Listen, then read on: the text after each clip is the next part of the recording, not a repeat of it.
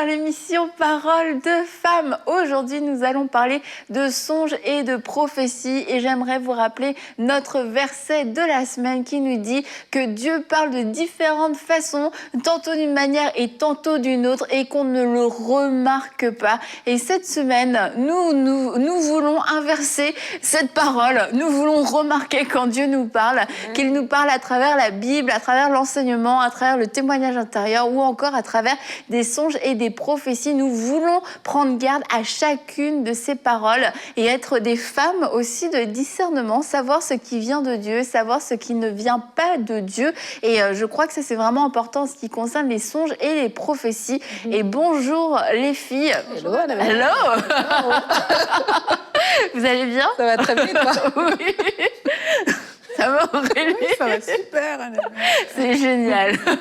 Comment les songes et les prophéties, c'est un sujet qui est très vaste. Alors, je vous préviens tout de suite, on ne fera pas une étude approfondie aujourd'hui, ni sur les songes, ni sur les prophéties.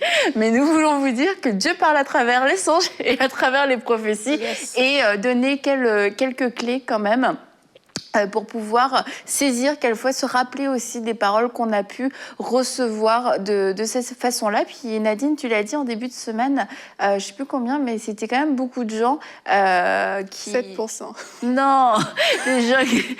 Par les à travers les songes. Ouais, c'était 7. 7%. Ouais, c'était 7 pour et les prophéties, et pour les 31 rêves. pour... 31 pour les... Les rêves, les songes. Ok, d'accord. Donc, on arrive à 38%. Hein. C'est ça. Donc, ça concerne quand même plus d'un tiers des gens. Bravo! Oh là là, la mathématicienne est en... J'ai eu j'ai une petite appréhension avant de le dire. Donc, je vais m'arrêter là pour cette partie. Donc, on voit que vous êtes beaucoup à avoir eu des songes, à avoir eu des prophéties. Alors maintenant, est-ce qu'on est capable de bien les comprendre, de bien les saisir, d'en faire un bon usage?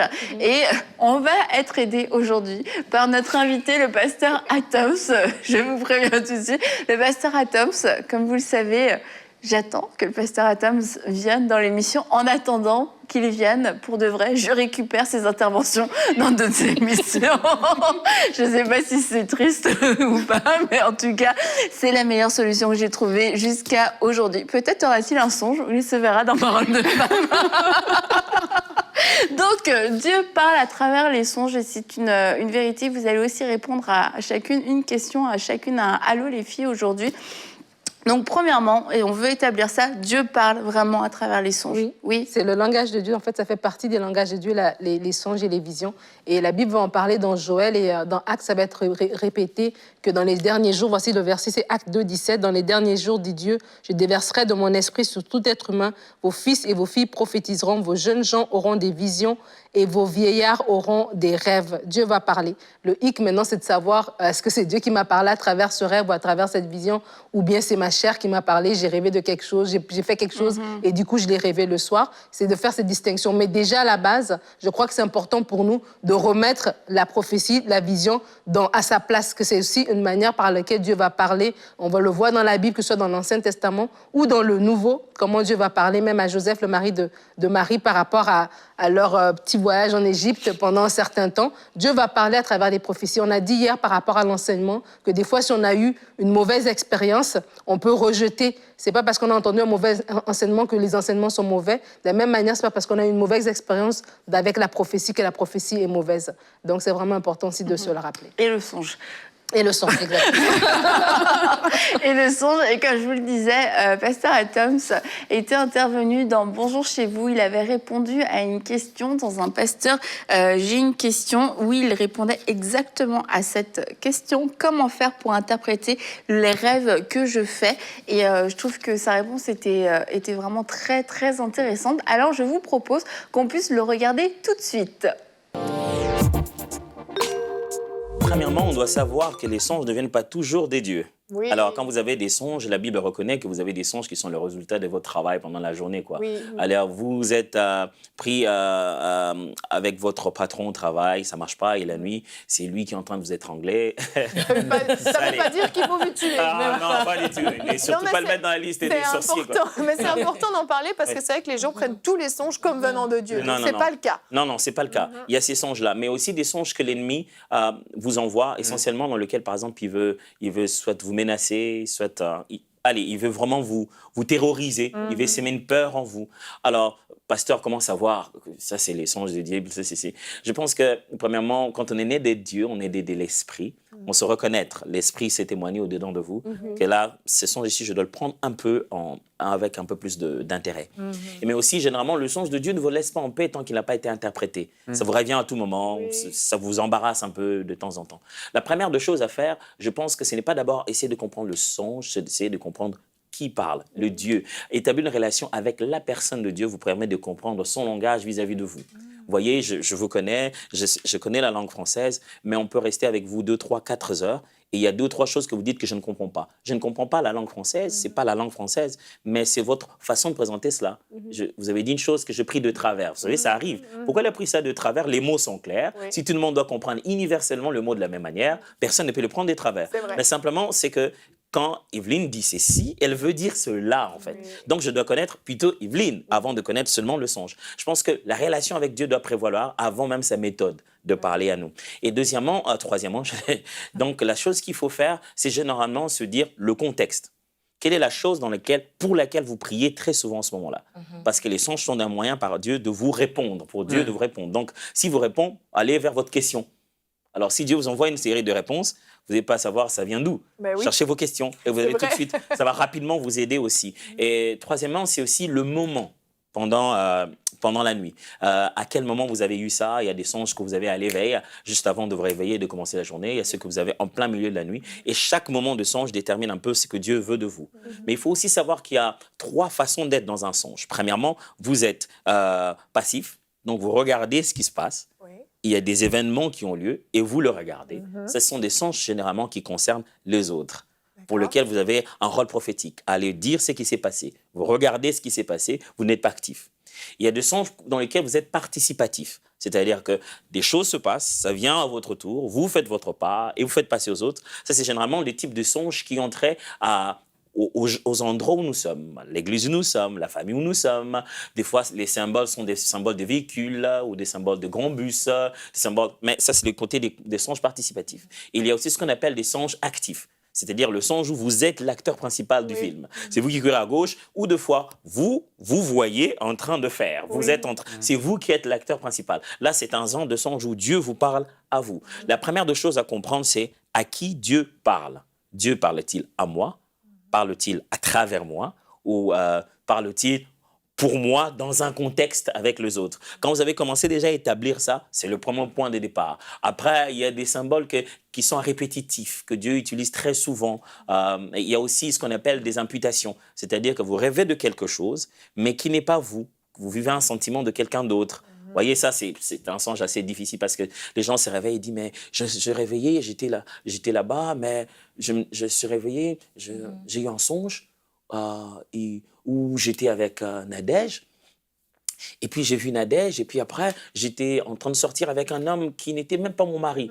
J'étais très mal. Il est possible que ce que tu as vu n'est pas ce que toi, tu fais, bien sûr, mais c'est une imputation. C'est-à-dire que Dieu veut te dire, dis à Nadège d'arrêter de sortir avec le mari d'autrui. Il ne faut jamais faire ça. Alors, quelquefois, c'est-à-dire que vous portez sur vous, Dieu vous fait passer pendant un petit moment un parcours pour que vous soyez clair dans votre description. C'est comme ça, Dieu le faisait même avec des prophètes, il disait allez épouser une prostituée, ainsi de suite. Prophétiquement, Dieu vous fait une imputation, donc vous vivez la séquence de quelqu'un d'autre et pouvez vous réveiller avec une forte culpabilité pensant que c'est vous. Mais c'était juste la séquence de la personne que vous allez ramener. Donc, je me rappelais à Perside, donc ça peut déjà vous aider, un point de départ pour commencer un peu à mieux savoir quand vous avez un sens, dans quel sens c'est, mais bâtissez d'abord la relation, parce que Dieu peut utiliser un autre moyen pour interpréter un songe. Vous avez eu un songe et vous allez à l'église, le pasteur en parle noir sur blanc, sans dire que c'est votre songe. Alors ne vous limitez pas qu'à une seule direction, Dieu parle tantôt d'une manière, tantôt d'une autre. Merci beaucoup, Pasteur Atoms, pour cette excellente réponse. Et du coup, on va continuer, nous aussi, de notre côté, avec un « Allô les filles ». Pour toi, Aurélie, d'ailleurs. Alors, attends que je me retrouve dans mes fiches. Oui, voilà. Donc, dans un « Allô les filles », j'ai rêvé que j'avais un accident. Est-ce que ça vient de Dieu? Marilyn se pose cette question. Et je pense que Pasteur Atoms a déjà donné quelques clés pour pouvoir répondre. Il y a des choses qu'il a dit que toi-même, tu savais déjà, Aurélie. Tu avais déjà noté. Mais là, on veut répondre de façon plus spécifique à Marilyn. Donc, je te laisse répondre, Aurélie. Alors, Marilyn, tu as rêvé que tu avais un accident. Est-ce que ça vient de Dieu? Mais ce que je peux te dire déjà, c'est que c'est une question large qui aurait nécessité pour répondre à certaines informations complémentaires. Oui, parce que c'est important de savoir. Et Pasteur Atoms a un peu dit comment est-ce que Marilyn s'est sentie à son réveil. Qu'est-ce que ce songe a suscité chez elle? Et même quel est l'état de votre âme, en fait, Marilyn, alors que vous avez eu ce songe, en fait. Mais de façon globale, ce que je peux dire, c'est que ça peut venir de Dieu, parce qu'on voit mal Satan venir te prévenir qu'il va te faire du mal, en fait, parce qu'il n'a aucun intérêt à te prévenir qu'il va te faire du mal. Mais ça peut aussi venir peut-être de l'ennemi si le but est de créer quelque chose en toi qui est négatif, comme la peur, des choses vraiment bizarres. Maintenant, si ça vient de Dieu, le but ne sera pas, bien entendu, de t'effrayer, mais de te montrer une situation, en fait. Et cette situation, même si elle est effrayante, elle va te pousser à prier. Et il faut aussi savoir que voir quelque chose ne signifie pas que la chose va systématiquement arriver. Non, vraiment, ça ne veut pas dire ça. Mais c'est une information, en fait, que tu as. Et le but d'avoir cette information, mais c'est tout simplement de te lever pour prier, pour prendre autorité par rapport à cette situation et non pour avoir peur. Donc, dans le cas où ça vient de Dieu, c'est vraiment ça le but. C'est qu'il y a un danger imminent. Lève-toi, prends autorité et prie. Le but n'est pas de t'effrayer. Maintenant, si dans ton âme, tu entretiens de la peur, c'est fort probable que ce songe aussi puisse venir de l'ennemi. Parce que ce que Satan essaie de faire, c'est quoi? C'est que ce sentiment de peur, justement, s'accentue en toi. C'est pour ça que je dis que c'est important d'avoir des informations complémentaires. Si tu sais qu'à l'intérieur de toi, tu as constamment peur, ça va pas, mais c'est normal en fait que quand tu dormes, tu te vois dans un accident. Et c'est à ce niveau-là qu'il faut pouvoir faire la différence, Marilyn. Si c'est dans ton âme, mais c'est vraiment quelque chose à traiter. Il va falloir prier dans ce cas que le Seigneur restaure ton âme parce que c'est le besoin du moment et réalisant en fait que voilà, c'est l'ennemi qui utilise ce songe-là pour te manipuler. Mais si ça vient de Dieu, sache que tu n'auras pas peur, tu vas prendre autorité sur cette situation.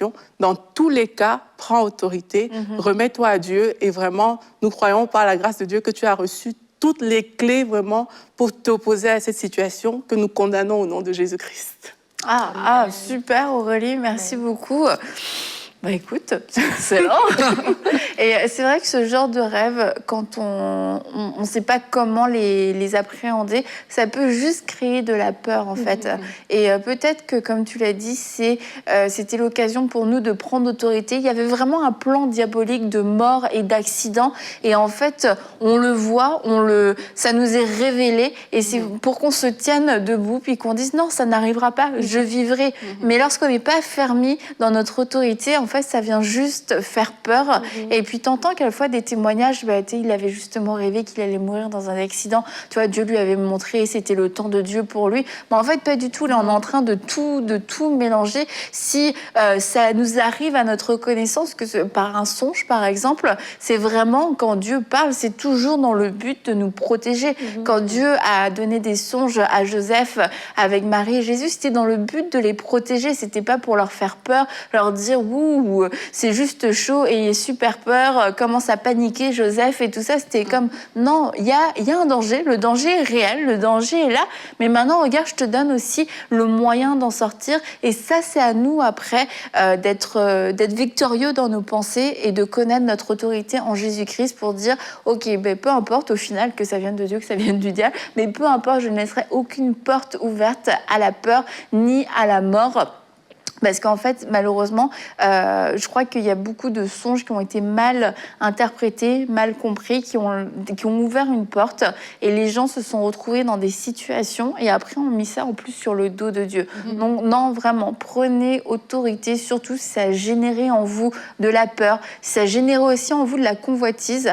On en a souvent parlé, Jérémie aussi en a parlé régulièrement, mais beaucoup d'adultères naissent suite à un rêve et en fait ce rêve venait tout droit des ténèbres. C'était une suggestion du diable pour vous dire que vous pouviez éventuellement tromper votre femme, éventuellement tromper votre mari. Et parce que vous n'avez pas pris autorité, la pensée, vous l'avez nourrie. Et vous savez ce qui se passe quand on nourrit la pensée. Après, elle devient une action, on passe à l'acte. Et voilà, on se retrouve dans cette situation. Mais peu importe finalement, comme je disais, d'où ça vient, juste fermer les portes de la peur, de la convoitise, de l'adultère, du péché et tenez-vous ferme dans votre autorité. Ouais. Et c'est vraiment important quand, comme tu dis, moi je fais souvent des songes et quand on parle par rapport à des rêves comme ça qui font peur, faut distinguer parce que des fois tu peux vivre une oppression dans ton rêve et des fois il y a des gens franchement ils ont même peur d'aller dormir parce que là dans leur sommeil c'est là que l'ennemi est en train de les tabasser à gauche-droite, tu vois. Mais de dire que quand tu sors d'un rêve aussi, c'est important, soit tu peux l'écrire si tu l'as pas compris, c'est frais dans ta mémoire, tu peux l'écrire, t'en parles si t'es marié, tu en parles à ton mari et tout ça, ou ta femme, mais de revenir dessus. Des fois, tu te réveilles, puis si le songe t'a troublé, Seigneur, explique-moi. Parce que Pasteur Atom a dit aussi, avant de vouloir comprendre le songe, il faut comprendre celui qui donne le songe. Et donc, si ce songe vient de Dieu, ben Dieu va te l'expliquer. Si ce songe vient du malin, Dieu va te donner une stratégie. Et moi, vraiment, il y a eu des moments où j'ai eu des rêves. Je me suis réveillée, c'était pas clair, mais le rêve, il était fort parce que je m'en suis rappelée. Et dans le bonjour chez vous, dans la discussion, Pasteur Atom disait que des fois, les rêves qu'on commence à rappeler, c'est parce qu'ils étaient très forts. C'est pour ça qu'on s'en rappelle, parce que normalement, à chaque nuit, on fait énormément de rêves.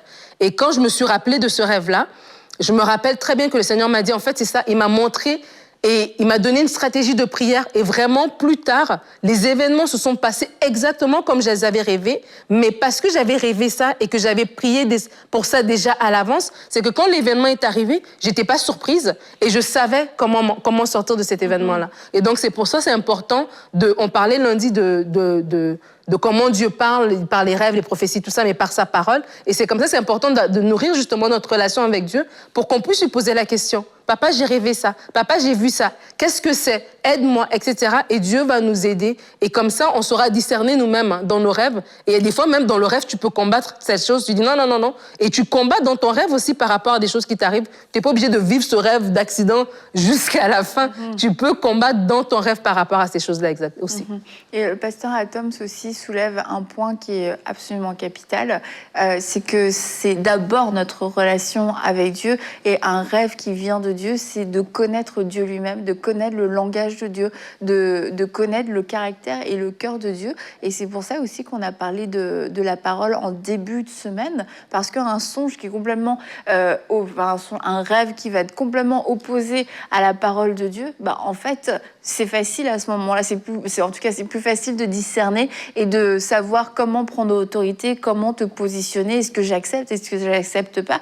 Mais comment le savoir, en fait, si toi-même, tu n'as pas cette relation avec Dieu dans la parole, parce que tu ne sais pas ce qu'il pense en général dans la vie, de toute façon. Donc, tu prends un peu tout ce qui vient, bah, ça avait l'air de Dieu, c'est de Dieu, et finalement, c'est spirituel. Et c'est là où on peut se faire tromper par l'ennemi, et c'est là où on peut se faire manipuler, et puis suivre plus un rêve, plus un songe que la parole de Dieu. Il aurait juste fallu prendre ce songe et le mettre dans la parole de Dieu et pour voir, non, ça va pas du tout ensemble, c'est complètement incohérent, c'est clair, ça venait du diable, c'était une oppression, c'était une attaque, j'aurais dû la rejeter, mais comment le savoir si on n'a pas cette relation avec le Seigneur à travers sa parole?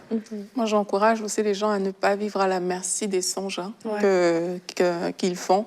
Parce que justement, quelquefois, certaines personnes, c'est juste le songe qu'ils ont besoin de recevoir pour être sûrs que Dieu parle. Et c'est le songe qui détermine ce que je vais faire. C'est le songe qui fait que. Donc vraiment, j'encourage à ne pas non plus vivre à la merci. Là, je ne suis plus dans l'interprétation. Hein. Là, je suis vraiment au niveau du songe en lui-même. Il ne faut pas vivre à la merci du songe. Tu parlais à Annabelle de vraiment la relation avec Dieu. C'est vraiment ça qui est important. Et quand quand on en arrive, hein, et je peux dire la même chose aussi même par rapport aux prophéties, hein, c'est que quand on en arrive vraiment au point où c'est le songe qui doit me diriger, c'est le songe qui fait ci, qui fait ça, je pense qu'il y a un problème quelque part. C'est pareil pour les prophéties. C'est comme, tu peux pas respecter tellement un homme qui donne la parole de Dieu plus que Dieu lui-même, en fait. Il faut vraiment savoir faire la part des choses, savoir demander à Dieu, Seigneur, dans quelle case est-ce que je positionne cette chose-là? Il y a même les songes que vous allez faire, mais écoute, tu n'as même pas besoin de te poser une question dessus, ta vie doit juste continuer, quoi. Il n'y a rien vraiment... Tu peux le noter éventuellement. Il n'y a comme aucune action à entreprendre là, mais c'est parce que tu es retourné tout simplement vers le Seigneur. Donc, ne soyons pas à la merci de ces choses-là. Apprenons à aller vers Dieu pour lui poser des questions par rapport à ça et à les placer vraiment dans notre vie là où elles doivent être. Ouais, et tu parlais des prophéties, excellent. On va aller sur les prophéties du coup. Et la Bible nous dit de ne pas éteindre l'esprit, de ne pas éteindre l'esprit et de ne pas mépriser les prophéties. Et encore une fois, ça nous montre que Dieu parle par prophétie. C'est un canal qu'il aime utiliser, un canal qui est beau, qui est pur et qui est saint. Quelquefois, il a été mal utilisé malheureusement, mais encore une fois, ça ne veut pas dire que la prophétie est achetée à la poubelle. Ah non, moi Dieu doit me parler juste directement. Mais non, la parole prophétique existe et on ne veut pas s'en priver, mais il y a une suite aussi. Ne méprisez pas la prophétie, mais examinez-la et retenez ce qui est bon. Et donc ça veut dire qu'il y a quand même cet avertissement de nous dire prends la prophétie, ne méprise pas, ne la rejette pas parce que ce ne serait pas une bonne chose. Mais maintenant ta responsabilité, tout comme le songe, à savoir d'où il vient, pourquoi il est là, etc. Qu'est-ce que j'en fais? La prophétie aussi, on a une responsabilité vis-à-vis de cette parole, comme vis-à-vis de l'enseignement, examiner et retenir ce qui est bon. Qu'est-ce que Dieu a voulu me dire à travers cette prophétie? Et Nadine, on a reçu une autre question pour toi. Je décide en tout cas que c'est pour toi. Une autre question dans Allô les filles. Que dois-je faire d'une prophétie qui ne fait aucun sens pour moi, se demande Pauline. D'accord, et tu as répondu un petit peu dans ta réponse, dans ton intervention. Que dois-je faire d'une prophétie qui ne fait aucun sens pour moi? Donc, le verset que j'aimerais qu'on puisse commencer, c'est le verset que tu viens de citer, c'est 1 Thessaloniciens 5, le verset 20 à 21, qui dit « Ne méprisez pas les prophéties, mais examinez toutes choses et retenez ce qui est bon. » Ne méprisez pas la prophétie. Mais après, une fois que la prophétie, elle vient, laissez la prophétie faire son chemin. Des fois, comme vous dites, Pauline, la prophétie, elle ne fait pas de sens pour vous. Mais c'est Dieu qui a parlé, Dieu a parlé. Et cette prophétie va faire son chemin. Des fois, beaucoup de gens se trompent parce qu'ils veulent enclencher tout de suite la prophétie. Ils veulent forcer des choses. Donc, du coup, s'ils n'ont pas compris tout de suite, ils sont troublés. Ils se disent, qu'est-ce que je dois faire parce que cette prophétie doit arriver. Non, laisse la prophétie elle-même faire son chemin. Dans Habakkuk 2, versets 2 à 3, la Bible dit, l'Éternel m'adressa la parole et il dit, écris la prophétie, grave-la sur des tables afin qu'on la lise couramment, car c'est une prophétie dont le temps est déjà fixé. Elle marche vers son terme et elle ne mentira pas. Si elle tarde, attends-la, car elle s'accomplira certainement. Et c'est vraiment important d'avoir cet état d'esprit de dire, si c'est Dieu qui a parlé, laisse Dieu lui-même, il saura amener cette prophétie à terme. Et vraiment, moi, j'aimerais vous inviter à vraiment prier, à laisser... La prière, c'est vraiment la clé pour être à l'écoute du Saint-Esprit. Vous avez entendu quelque chose, ça ne vous rejoint pas, vous avez examiné selon 1 Thessaloniciens, et puis après, vous priez, et puis vous laissez le Seigneur diriger toutes choses. Moi, dans notre témoignage personnel, si je peux vous le partager, mon mari, Omer, il est pasteur aujourd'hui, mais c'est un fils de pasteur. Et quand il avait 14 ans, il est allé à un camp de jeunesse, un camp chrétien. Et quand il est revenu du camp, il a senti que Dieu l'appelait. Mais il avait 14 ans, il a dit à ses parents, je sens que Dieu m'appelle. OK, c'est resté comme ça. Et quand on s'est mariés, pendant, je vous dirais, les 6 premières années, toutes les fois qu'on était soit dans l'église avec un pasteur invité, on était à un séminaire, peu importe si la salle était grande, et puis on était dans le fond de la salle, s'il y avait une prophétie, c'était toujours, je vois un jeune homme, et c'était toujours nous qu'on nous appelait par rapport à cette prophétie-là. C'était toujours lui. C'est nous sommes une seule chair, OK? Mais on entendait cette prophétie tout le temps. Mais ce que je veux dire, qu'est-ce qu'on a fait? La prophétie et notre réalité, c'était deux mondes complètement différents. Alors nous, qu'est-ce qu'on a fait? On est resté dans ce qu'on était en train de faire. On a continué à servir Dieu. On n'a pas voulu appliquer la prophétie aujourd'hui. On n'a pas voulu la forcer. Au bout d'1 an, cette prophétie, pourquoi elle n'arrive pas à s'accomplir? Est-ce qu'elle était fausse? Elle était vraie? On a dit, Seigneur, c'est toi qui nous parles. Toi-même, tu sais nous conduire. Et on a continué à servir Dieu. On a continué à faire ce qu'on devait faire. On a laissé le timing de Dieu. Et ça, c'est important. Laissez Dieu à son timing. Et vous, faites ce que vous devez faire. Restez fidèles et laissez Dieu appliquer son timing. Et des fois, il y a des prophéties qui peuvent arriver comme ça. Elles sont absurdes à nos yeux, mais peut-être qu'elles viennent de Dieu. Dans Jérémie, on va voir Jérémie 37. La Bible dit que Sédécias, le fils de Josias, il va devenir roi. Et au verset 2, ça dit que ni lui, ni ses serviteurs, ni la population du pays ne tinrent compte des paroles que l'Éternel avait dites par l'intermédiaire du prophète Jérémie. Les prophéties que Jérémie avait dites, pour eux, c'était absurde. Mais quand Dieu a parlé, ça finit par se réaliser. Donc, à vous, Pauline, je veux juste vous encourager à examiner la prophétie, à laisser la prophétie suivre son chemin. Si Dieu a parlé, il a parlé. Vous restez fidèles, priez, continuez à servir Dieu, continuez à rester fidèles dans ce que vous devez faire. N'essayez pas de forcer cette prophétie-là. Et si c'est vraiment Dieu qui a parlé, elle s'accomplira et elle s'accomplira certainement. Amen. Amen. Amen. Comment... Et je veux vraiment terminer l'émission sur une note positive. Non pas que c'était pas positif ce que tu as dit, Nadine, pas du tout, mais pour redire, le songe et la prophétie sont vraiment deux façons dont Dieu parle qui sont extrêmement belles et extrêmement utiles et efficaces.